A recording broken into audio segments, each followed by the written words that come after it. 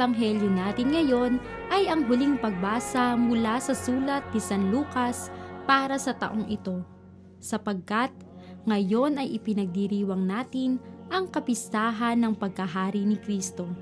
Maririnig natin kung paano siya kinutya at inalipusta, ngunit mas tumingkad ang tunay na pagkakakilanlan kay Jesus bilang tunay na hari. Hindi nila nauunawaan ang ibig sabihin ng pagkahari ni Jesus, kaya't siya'y kanilang nilibak, pinagtawanan, hinatulan at pinarusahan ng pagkapako sa krus.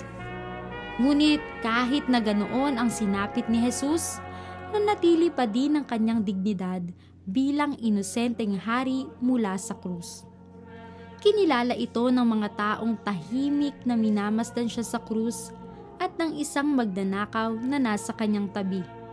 Pinatawad ni Jesus ang kanyang mga kasalanan at inimbitahang makapasok sa kanyang kaharian. At sinabi pa nito, "Jesus, alalahanin mo ako kapag naghahari ka na." Sumagot si Jesus, "Sinasabi ko sa iyo, isasama kita ngayon sa paraiso."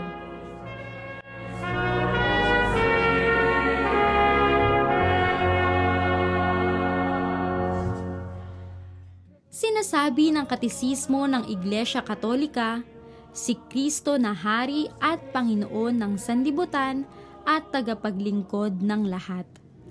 Hindi siya naparito upang paglingkuran, kundi maglingkod at ibigay ang kanyang buhay sa ikatutubos ng marami. Para sa Kristiyano, ang maglingkod ay paghahari, lalo na sa mga dukha at nagdurusa, sa kinakikitaan ng larawan ng kanyang tagapagligtas na dukha at nagdurusa. Inilalarawan sa atin ni Jesus kung ano ang isang tunay na hari. Hindi ito isang pribilehiyo na nakukuha ng isang tao upang magkaroon ng kapangyarihang manakop, mag-utos at magawa kung anong gusto niyang gawin. Ang paghahari ay katumbas ng paglilingkod at pagbibigay ng kanyang buhay para sa kaligtasan ng marami. Handa niyang ibigay ang sarili niyang buhay upang mabuhay ng maayos ang kanyang mga pinaglilingkuran. Handa siyang labanan ang lahat ng uri ng pang-aapi.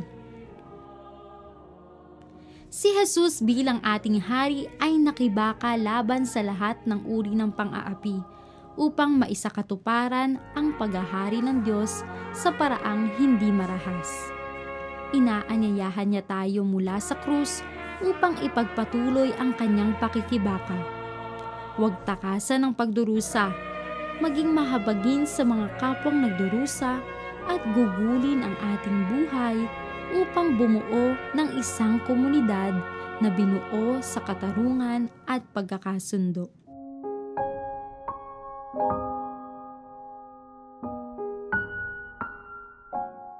Sa panahon ngayon, napakarami na ang naghahari-harian at gusto pang maging hari. Sino ba ang hinahayaan mong naghahari sa iyong puso? Paano mo tatanggapin ang hamon ni Jesus na ipagpatuloy ang pagpapalaganap ng kanyang kaharian? Una, maghanap at maglaan ng oras na makapaglingkod sa mga taong higit na nangangailangan. Turuan ang sarili na magkaroon ng pakialam sa kapwa, lalo na sa kapitbahayan. Ikalawa, maging bukas sa pakikipag-ugnayan sa kapwa nang hindi namimili kung sino ang kaharap o kakausapin. Ikatlo, huwag maging mapanghusga sa kapwa. Bagkus ay maging larawan ng pag-asa at inspirasyon sa mga desperado na sa buhay at mga nangungulila.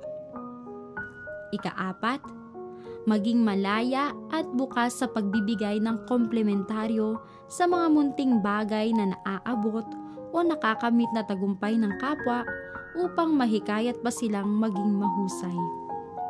At ikalima, maging huwaran ng tapat na pakikipag-ugnayan sa Diyos sa pamamagitan ng pagsasagawa ng tuntunin ng isang Kristiyano.